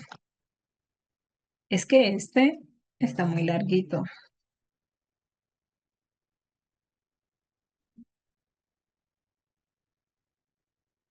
Les comparto. Bueno, me avisan cómo se ve el video por este mismo tema del internet. A veces se queda pegado, qué sé yo. Ese horario está difícil.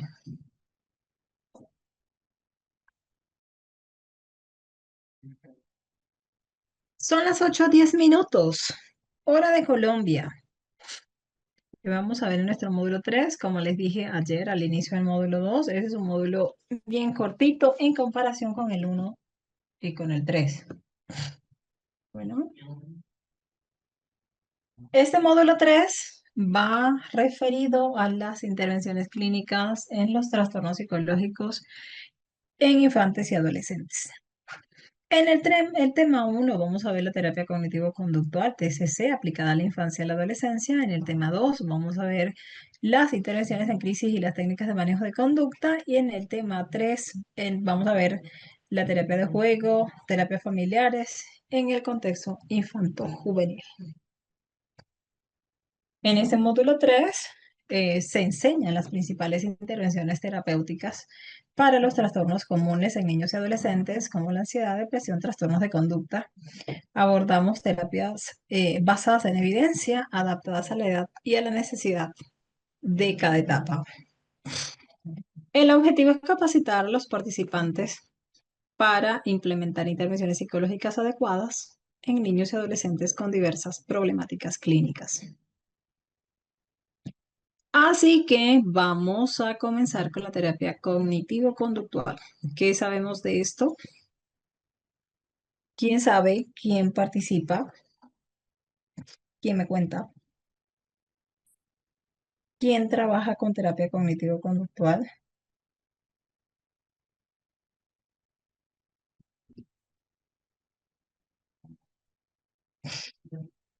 Te abro, Radaisy. Señora,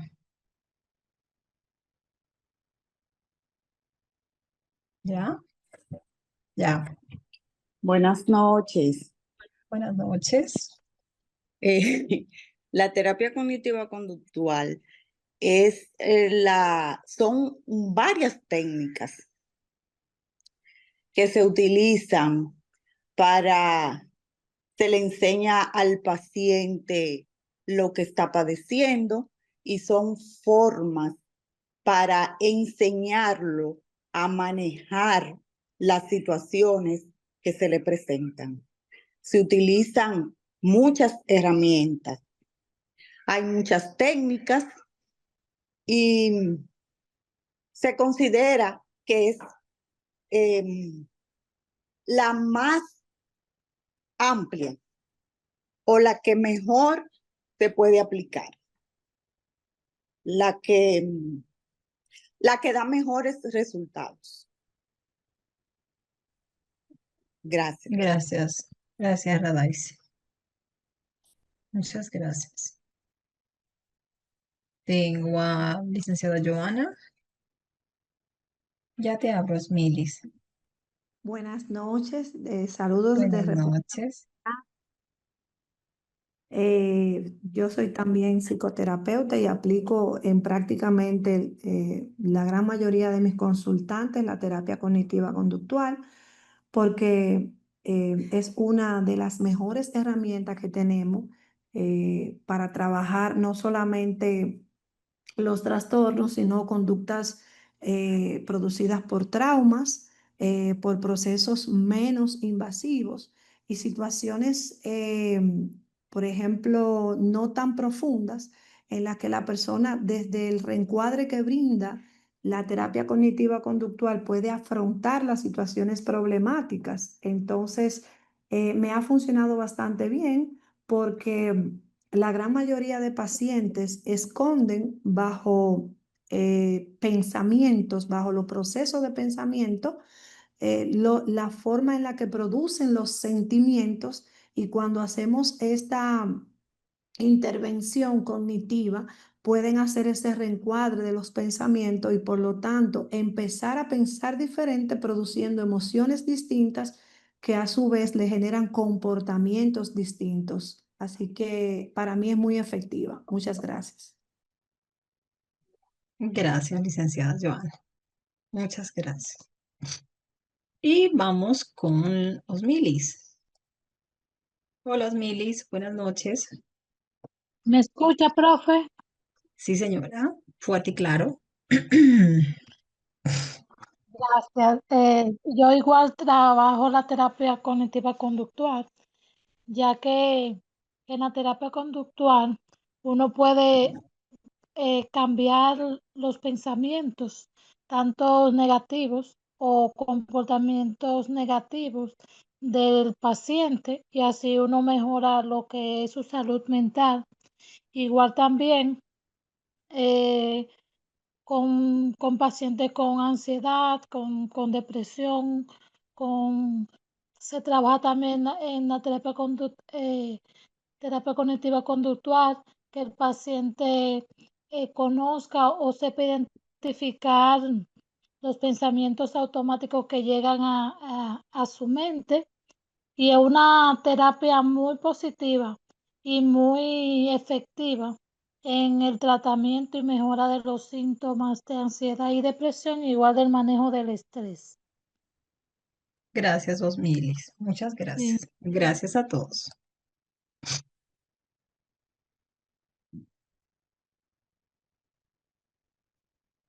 Y tengo por acá unos mensajitos, ya los voy a leer. Bueno, el énfasis del diplomado es en la terapia conductual. Bueno, muy importante, como han dicho las compañeras, la terapia cognitivo-conductual aplicada a la infancia y a la adolescencia es una intervención ampliamente utilizada y respaldada por evidencia científica en el tratamiento de problemas emocionales y también conductuales. No vamos a ahondar aquí, ¿no? También porque es una terapia que la mayoría de los psicólogos manejan sumamente bien. El énfasis es en la terapia conductual. Sin embargo, vamos a ver aspectos sumamente relevantes y a recordar, a refrescar cositas. Bueno, sepan que todos están invitados a participar, ¿no? Voy a leer los mensajes y luego continuamos acá con TSC. Marina dice, tengo un niño de 7 años, le gusta jugar mucho videojuego, pero si lo pongo a estudiar no le gusta, a él le da hambre y no le gusta relación con el estudio y es muy interactivo. En este caso, ¿cómo se debe actuar?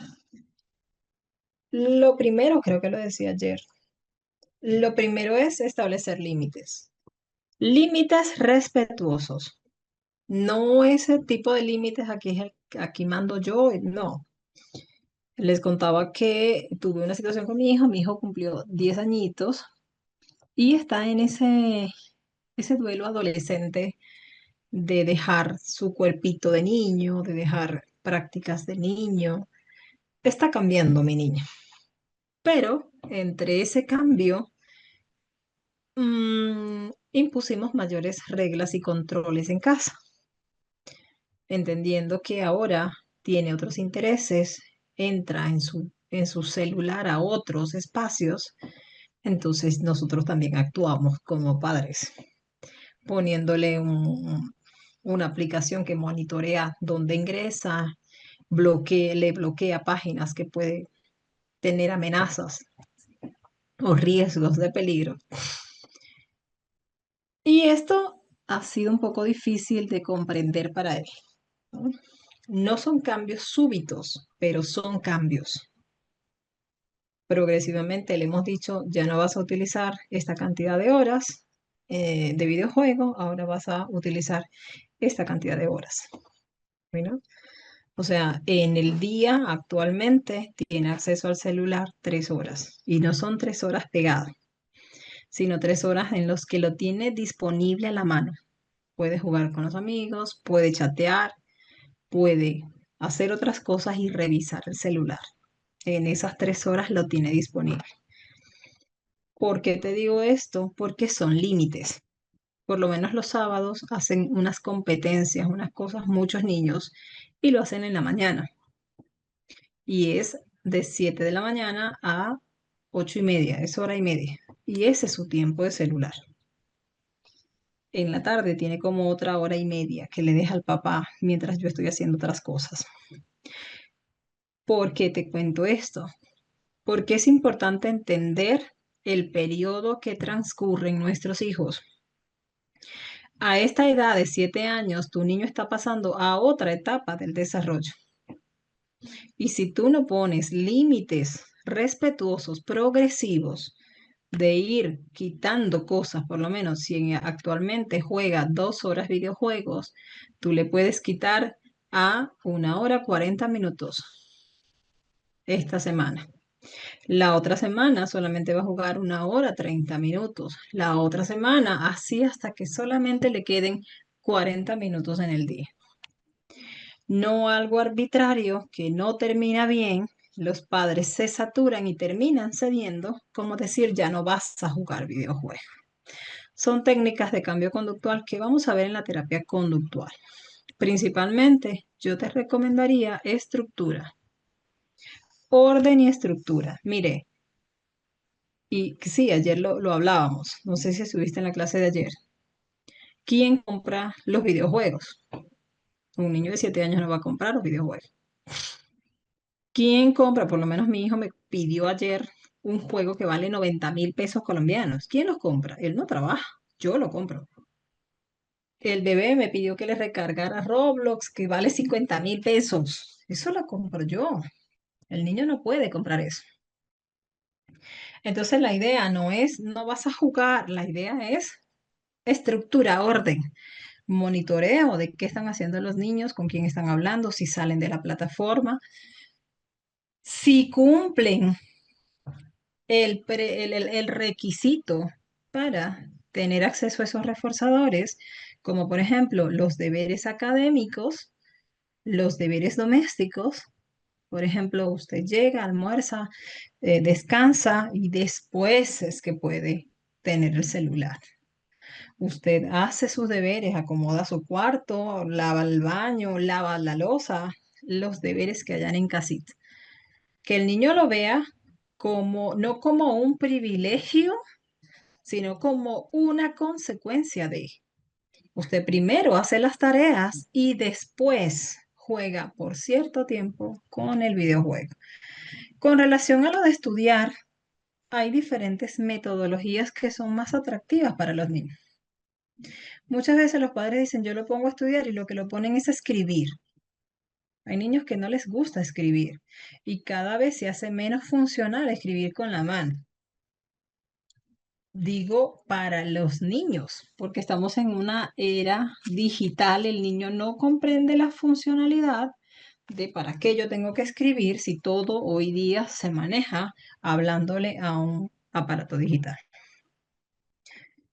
Entonces, yo te sugiero que busques ayuda de un pedagogo, de alguien, un psicopedagogo, que te oriente en técnicas de estudio para la casa. Otras metodologías que incrementen la motivación del niño, o más didáctico, otras cosas que no necesariamente son escribir y hacer sumas y restas. Irma dice, es un tipo de psicoterapia de corto plazo que ayuda a las personas a identificar y cambiar patrones de pensamiento y comportamientos negativos. Se centra en el aquí y el ahora, ayuda a desarrollar habilidades de afrontamiento. Gracias. Dominga dice, TCC se basa en la idea de que nuestros pensamientos y emociones y conductas están relacionados. Es decir, si cambias tu forma de pensar, puedes cambiar cómo te sientes y cómo actúas. María Lourdes dice, yo siempre he dicho, cambia tu manera de pensar y cambiará tu manera de vivir. Se escucha entrecortado. Confirmen. Gracias, Miss, dice Beatriz. Siempre hay que tener en cuenta cada una de esa táctica del TCC, dice Juelisa. Amparo dice, se enfoca en identificar y modificar pensamientos automáticos e irracionales, también conocidas como distorsiones cognitivas. Damairi dice, correcto, es correcto. Muchas gracias, se escucha perfecto. Gracias, gracias a todos por participar. Esta terapia cognitiva conductual inicialmente fue desarrollada para adultos, pero hoy día ha sido adaptada exitosamente para el uso en niños y adolescentes. La TCC combina principios del conductismo, que es la parte conductual, que se enfoca en los comportamientos, cómo los podemos moldear o pueden ser moldeados por el entorno, y de la psicología cognitiva, que explora cómo los pensamientos influyen en las emociones y el comportamiento. En el contexto clínico infanto-juvenil, la TCC es una herramienta poderosa para ayudar a los jóvenes a gestionar sus pensamientos, sus emociones y su conducta, promoviendo el desarrollo de habilidades que le permitan enfrentar y superar diversas dificultades. Vamos a ver un videíto. Vamos a verlo. Después de acá. La terapia cognitivo-conductual en la infancia y la adolescencia se ha consolidado, como nos decía Redais y las demás compañeras, como una de las terapias más efectivas para abordar problemas como la ansiedad, la depresión, el trastorno por déficit de atención e hiperactividad y los problemas conductuales a través de técnicas que buscan cambiar patrones de pensamiento negativos y promover comportamientos saludables. La TCC se adapta al desarrollo cognitivo y emocional de los niños y adolescentes, teniendo en cuenta su nivel de comprensión y su capacidad para integrar nuevas habilidades. Vamos a ver el videito. Y tengo un mensaje por ahí, ya lo voy a revisar. Espérenme.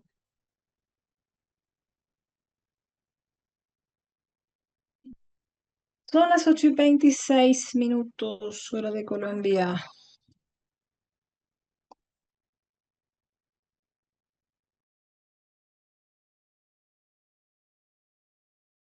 Amiguitos, bienvenidos a nuestro canal de psicología.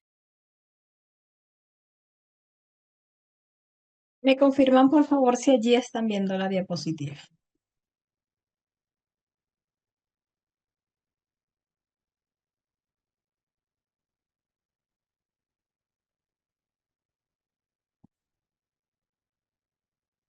Online, bueno, depende. Depende del infante. Bueno, por ejemplo, cuando trabajamos con estos trastornos eh, que tienen hiperactividad, el trastorno autista, es bien complicado. También cuando hay trastornos del ánimo, eh, es, es complicado. Se requieren ciertas habilidades clínicas que no son las mismas que aplicamos en el consultorio. Y se requiere mucha plataforma digital para enganchar a los niños. Sí, es un desafío la terapia online. Pero hay niños con las que nos va súper bien.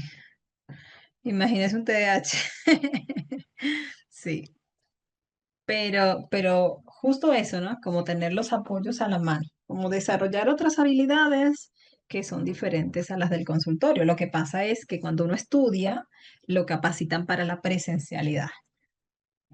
Entonces, pues desde pandemia empezamos a trabajar online y hasta ahorita nos ha ido bien. En estos años hemos reunido una serie de apoyos y también desarrollado ciertas habilidades que nos permiten hacer efectiva la sesión. Y otra cosa que pasa con ciertos niños es que las sesiones son más cortas, o sea, como para garantizar la funcionalidad, ¿no? Y no estar allí por cumplir y también porque desmotiva al niño. Es decir, el niño se estresa, ya no quiere la sesión porque ya acabó como lo interesante, ¿no? Vamos a ver una cortitita reseña de la TCC y su adaptación a la infancia. La terapia cognitiva conductual tiene sus orígenes en las teorías conductuales de los principios del siglo XX que desarrollaron John Watson y Burrus Frederick Skinner. Estos profesionales defendieron la idea de que el comportamiento humano está profundamente influido por el ambiente eh, y que puede modificarse a través de técnicas de aprendizaje. Posteriormente, en los años 60, Aaron Beck y Albert Ellis introdujeron el componente cognitivo, sugiriendo que los pensamientos automáticos y los pensamientos irracionales desempeñan un papel central en los problemas emocionales. Con el tiempo, psicólogos y terapeutas comenzaron a ver el valor de adaptar estos principios para trabajar con los niños y los adolescentes. considerando sus características de desarrollo. Los estudios mostraron que enseñar a los jóvenes a reconocer y a cambiar patrones de pensamiento negativo desde la temprana edad podía mejorar significativamente su bienestar emocional y social a largo plazo. A finales de los años 70 y principios de los 80, la TCC para niños y adolescentes comenzó a ganar popularidad, desarrollando técnicas específicas y juegos terapéuticos para hacer la intervención accesible y efectiva para las etapas tempranas del desarrollo infantil.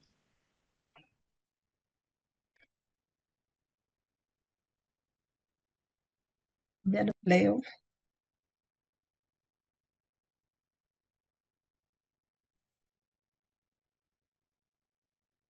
Ya los leo, ya los leo.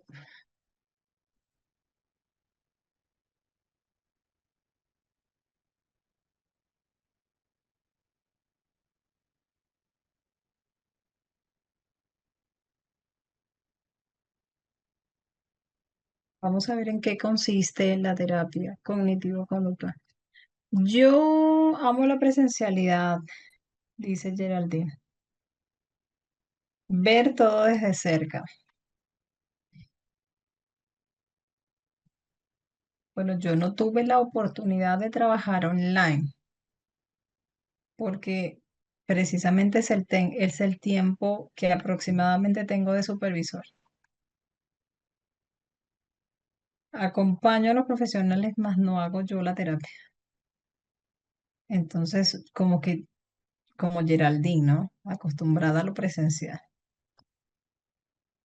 Y al inicio sí fue todo un desafío porque el supervisor busca apoyar al terapeuta y tiene que brindarle otras herramientas y bueno, nos tocó aprender mucho a todos, pero sí, de verdad tiene que ser muy difícil. Valoro mucho a las psicólogas que trabajan con los niños online porque de verdad desarrollan unas habilidades impresionantes y un manejo de las tecnologías impresionante. El juego con los niños, la aplicación de los refuerzos, las tareitas, la coordinación con las familias para que tengan materiales impresos, de verdad es bien admirable. Vamos a ver este video sobre la terapia cognitivo-conductual. Vimos en ese video una recopilación de mucho contenido, porque como les dije, no vamos a ahondar en la TCC, vamos a ahondar en la conductual, pero vamos a ver en este momento los fundamentos teóricos de la TCC aplicados a la infancia y a la adolescencia. Que también les quiero hacer saber que hoy vamos a finalizar a la misma hora. Bueno, porque no recordaba que tengo que hacerle un procedimiento médico a mi hijito a esa hora. Y había dicho que terminábamos a las 10. Y también porque sé que es muy tarde para algunos países. Pero entonces mañana no trabajamos hasta las 11:30, sino hasta las 12. Bueno, vamos a hacerlo de esa manera para no terminar tan tarde hoy. Terminamos a las 9:30 y mañana en vez de terminar a las 11:30 terminamos a las 12 del mediodía o hora de Colombia. Ahorita que me está pasando un mensaje fue que me acordé, porque le había dicho cuando empezamos a las 6:30 y terminamos a las 10, pero vamos a terminar igual a las 9:30 hora de Colombia, porque entiendo que ya son más de las 9:30 en algunos países.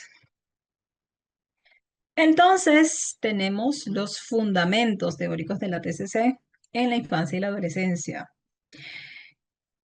Para infantes y adolescentes se basa en tres principios fundamentales. Primero, la interacción entre pensamientos, emociones y comportamiento. La terapia cognitivo-conductual parte de la premisa de que existe una relación bidireccional entre lo que pensamos, lo que sentimos y lo que hacemos. Y eso es muy importante que lo entendamos hoy para que veamos la diferencia con lo conductual.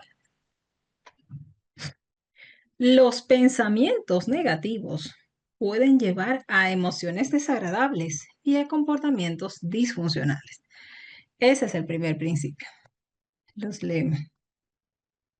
Los videos están en el material, sí, hay otros videos, pero como se dan cuenta, son larguitos, entonces véanlos por favor en otro espacio.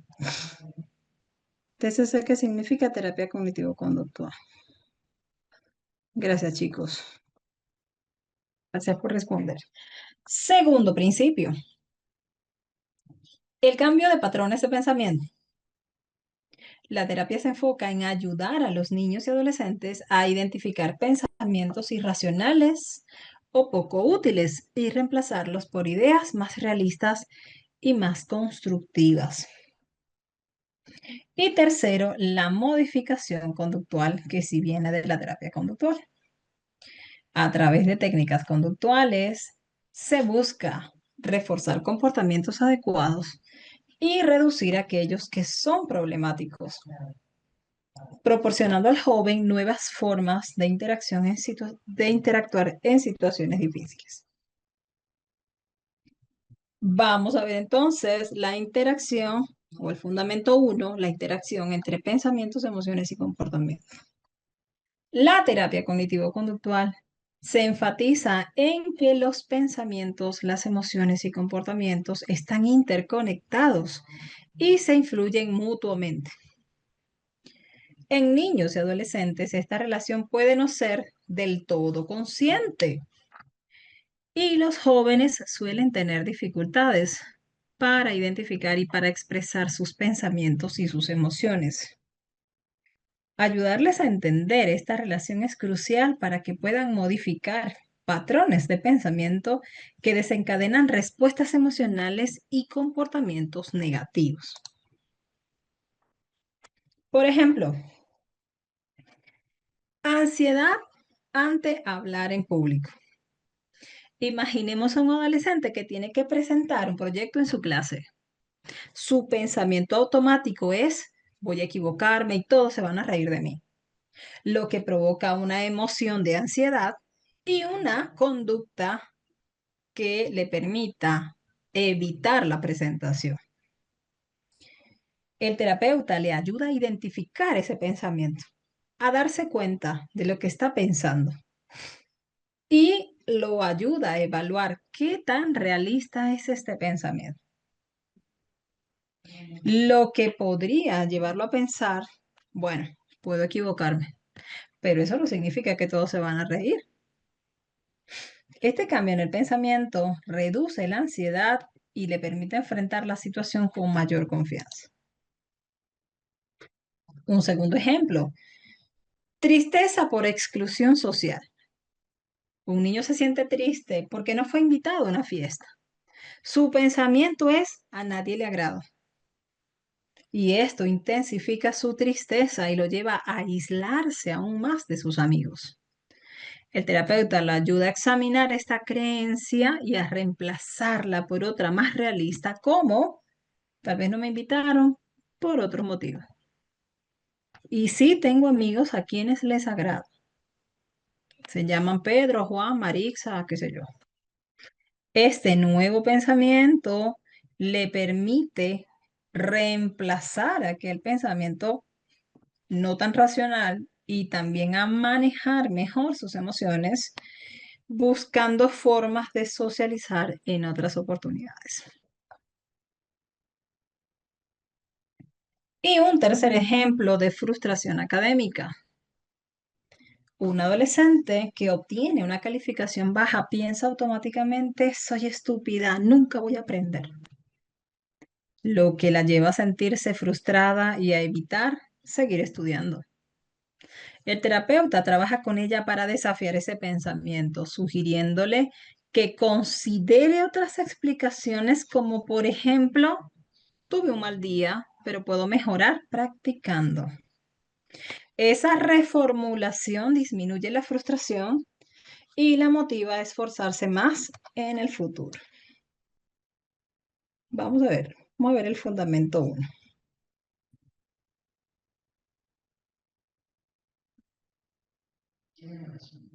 En este video vamos a ver el registro cognitivo.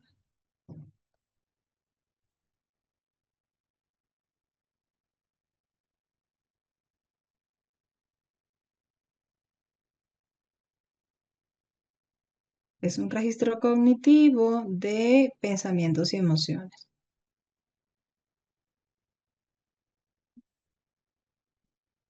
Mientras ustedes ven el videito, voy a la cocina por agua. Cualquier cosita, si ven que no reviso el mensaje, es porque estoy en la cocina. En un ratito regreso. El fundamento 2, que es el cambio de patrones de pensamiento. La TCC se enfoca en identificar, desafiar y modificar pensamientos automáticos e irracionales, conocidos como distorsiones cognitivas. Estas distorsiones son interpretaciones negativas que las personas hacen de la realidad y en niños y adolescentes pueden presentarse de diversas formas, como pensamiento de todo o nada, o sea, no sirvo para nada, catastrofización, esperar lo peor del mundo, va a pasar lo peor, no hay solución, no hay una salida, y la sobregeneralización. Si me ocurrió aquí, me va a ocurrir en todos los contextos. Al reconocer y cambiar estos patrones de pensamiento, los jóvenes pueden reducir sus respuestas emocionales negativas y sus comportamientos desadaptativos. Por ejemplo, el pensamiento catastrofista en tareas académicas. Un adolescente que recibe una mala calificación en una prueba puede pensar, soy un fracaso total. Esta es una forma de catastrofización. El terapeuta lo ayuda a replantear su interpretación para que vea la situación como una oportunidad de mejora y no como una prueba de incapacidad. Este cambio en el pensamiento reduce la angustia del adolescente y le permite buscar estrategias para estudiar mejor. Ejemplo 2 de sobregeneralización en las amistades. Un niño que tiene un conflicto con un amiguito podría pensar, nadie quiere estar conmigo. El todo o nada. La sobregeneralización. El terapeuta le enseña a desafiar esa sobregeneralización, observando otras relaciones positivas que sí tiene. Este amigo se peleó conmigo, no significa que porque él en este momento que pelearon no quiera estar contigo, no quiere decir que en otro momento quiera estar contigo o que otros niños no quieran estar contigo. Al reconocer que un conflicto no significa que nadie, entre comillas, quiera su compañía, el niño reduce sus sentimientos de aislamiento y mantiene una visión más equilibrada de sus relaciones. Y en el pensamiento de todo o nada, por ejemplo, en deportes. Un adolescente que practica deportes y comete un error durante un partido podría pensar, si no juego perfecto no soy buena. Este tipo de pensamiento de todo o nada afecta su motivación y también su autoestima. En terapia se trabaja en ayudarla a ver que los errores son una parte normal del aprendizaje y no determinan la valía. En este caso, su valor como deportista. Este cambio le permite disfrutar más de la actividad sin una autoexigencia excesiva. Vamos a ver el video de el fundamento 2. Y vamos con el fundamento número 3 para finalizar nuestra clase de hoy, que es la modificación conductual. La terapia cognitivo-conductual utiliza técnicas conductuales que buscan reforzar comportamientos positivos y reducir conductas problemáticas. Con los jóvenes, estas técnicas se adaptan para que sean prácticas y atractivas.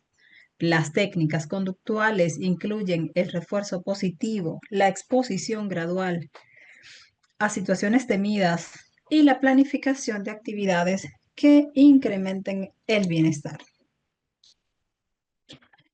Por ejemplo, el refuerzo positivo para comportamientos prosociales. Un niño que presenta conductas agresivas en clase es reforzado cada vez que emplea estrategias alternativas, como expresar su frustración verbalmente en lugar de recurrir a la agresión. Cada vez que este niño utiliza esta estrategia, se le otorga un refuerzo positivo, por ejemplo, una tarjeta de logro. Este refuerzo constante fomenta el uso de conductas prosociales y reduce la incidencia de la agresión. Ejemplo 2 de exposición gradual a la fobia escolar. Un adolescente que sufre de fobia escolar podría empezar por visitar la escuela sin entrar al aula. Esta estrategia se utiliza mucho con niños de inclusión, que es un desafío para que se adapten a los colegios y a la rutina escolar. Entonces, para hacer la inclusión de esta adolescente, la primera vez solamente visita la escuela y no entra al aula. Después se expone progresivamente a situaciones relacionadas con la clase, como asistir por una hora al colegio, generalmente en esta hora de saludo colectivo, desayuno, como para que sea menos exigente. Y así se va a ir incrementando la exposición a la situación escolar hasta que logre tolerar de manera respetuosa toda la jornada escolar, que era más o menos lo que le recomendaba a mi compañera con su niño que no le gusta, que tiene como muchas horas o le gusta mucho estar con los videojuegos, ¿no? No retirárselo del todo, no incluir al niño a presión en el colegio, sino hacer una exposición gradual para que el niño vaya desensibilizándose ante la situación que le genera malestar o la nueva situación que queremos enseñar. Después se expone progresivamente a situaciones relacionadas como asistir por una hora hasta llegar a completar toda la jornada escolar. Esta exposición gradual, combinada con los refuerzos, cuando supera cada etapa, disminuye el miedo y fortalece su autoconfianza. El ejemplo 3, la planificación de actividades para depresión. Un adolescente con síntomas depresivos que ha perdido el interés en sus actividades favoritas trabaja en terapia para identificar pequeñas actividades diarias que le traen satisfacción, como salir a caminar o hablar con un amigo. Planificar y llevar a cabo estas actividades incrementa su bienestar emocional y rompe el ciclo de inactividad y tristeza que suele acompañar la depresión.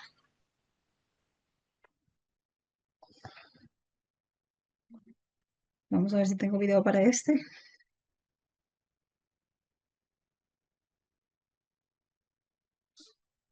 Porque ese se explica. La modificación de la conducta la vamos a ver bien detallada en la terapia conductual. Por eso no les voy a poner un videíto sobre la modificación de conducta, porque redundaría. Vamos a ver mejor la técnica de reestructuración cognitiva para afrontar pensamientos negativos y con eso finalizamos la clase. Son las 9:35 minutos.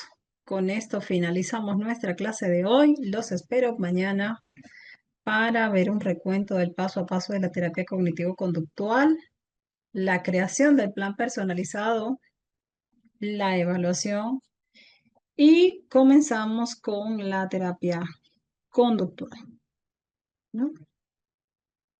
Vamos a ver varias cositas. Mañana nos tardamos más en la terapia conductual, que como les dije es donde vamos a hacer énfasis. Feliz descanso para todos. Los espero mañana a las 8 de la mañana, hora de Colombia. Y mañana sí trabajamos hasta las 12 del mediodía. Feliz descanso.